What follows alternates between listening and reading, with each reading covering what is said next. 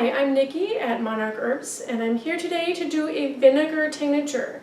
One of my things that I really like to use the apple cider vinegar for are tinctures that or mixtures that I'm going to be able to put on the skin. And I'll show you about that in just a minute. But let's first get into the tincture, and then I'll show you what I use it for.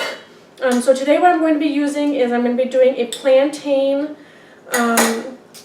tincture with apple cider vinegar. Plantain, I know there's bananas out there that look like plantains, but this is not the one. This is actually an herb or a weed that grows outside. It's all over North America, and you can even wild harvest it, which is what I really like to do in the summertime. But today I have the dried version of plantain, so I'm going to use that to make this tincture today. So I'm just going to fill this up about 1/4 of the way. It's about all I need for this one today. You can make it stronger if you'd like. For what I'm doing, I just don't need it that strong. It works great as it is. So I'm going to fill this about 1/4 of the way. And then what I'm going to do is I'm going to add in apple cider vinegar. I like to do this before the bug season. This is my bug and insect sting reliever.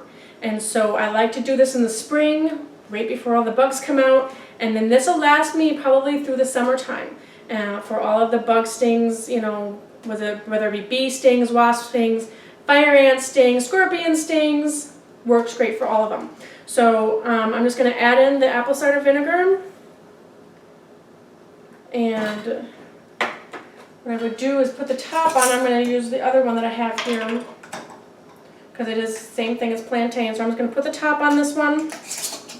I'm going to shake it up. Remember, we're going to shake these about once a day to make sure everything doesn't clump. We want to make sure that it's reaching all of the plantain or all of the herb and letting it soak into the vinegar. Now, I found that with this one, I can let this soak. If you're in a pinch and you've got bug bites, I can let this soak for about 2 hours and it will already be ready to go for bug bites. But like I said, I like to do it longer. Gives you a little bit more, you know, medicine in it obviously. Like I said, I did it in a pinch once, about 2 hours, and it was working great. So, just so you know, if you're in a pinch, you can take it out earlier than that. So this is plantain and apple cider vinegar, okay? So this one's going to sit. Like I said, I like to have lots of this, so this one's going to sit for a while. In the meantime, I have another one that has been sitting for 6 weeks. It's ready to strain off, so I'm going to just go ahead and strain that off. Like I said before, I use these nut milk bags rather than the cheesecloth. Just because I can reuse them. Cheesecloth is, you know, after you do a lot of tinctures like I do, it gets expensive after you add up all those cheesecloths. So I like to use nut milk bags. I can rinse them out, throw them in the washer if I need to, and reuse them. And not only that, but they're really, really fine mesh. And so it really gets, especially if you're doing powders of herbs, it really helps to grab that. Cheesecloth can sometimes, the powders can go through because it's a wider weave on the fabric. So I like to use these, reuse, you know, anything I can.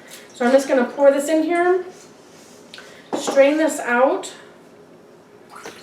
and I'm set to go. This is my tincture or my soak here.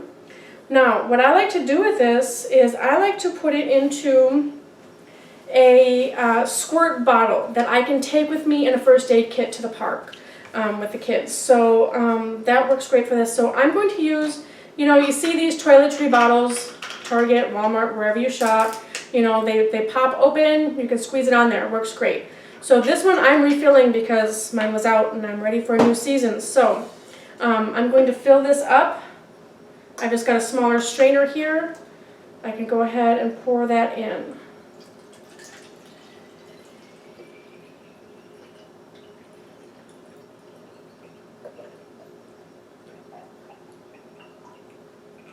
Perfect, right to the top.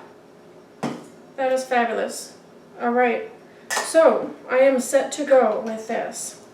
So like I said, one thing that I can do with this is I can put it on a Q-tip, and this can go right onto the insect sting, right onto it.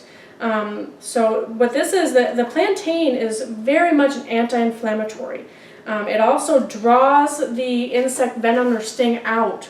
So go ahead and put it right onto the sting. You know what else this is great for? It's great for poison ivy, poison oak. My son got into a patch of poison ivy and he was covered with the blisters, of course, you know, from that. We put this right on there, right onto the poison, onto the poison ivy. And within about 6 hours, it was already starting to crust over and you know, give a nice scar or a scab, a scab on it. You know, with the poison ivy, it really pusses, and it's really, you know, that pus is what can cause it to spread. And the fact that this is an anti-inflammatory and anti-itch will also calm it down. So we put this right on, and with, you know, since you're using Q-tips, even if it's in a, you know, spot like on the eye or someplace that's, you know, a little more sensitive, it's easy to get with the Q-tips. So you can use this for the poison ivy stings. Another thing with the stings that I like to do is use baking soda with it.